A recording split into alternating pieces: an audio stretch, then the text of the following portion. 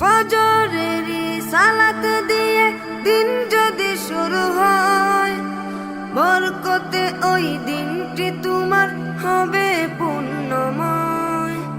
ফজরেরই সালাত দিয়ে দিন যদি শুরু হয়, বরকতে ওই দিনটি তোমার হবে পুণ্যময়। জোহর আসর মাগরিব এশা করো না যে অলসতা, জোহর আসর মাগরিব এশা করো না যে অলসতা। সালাত দিয়ে জীবন তোমার করো গরঙিন,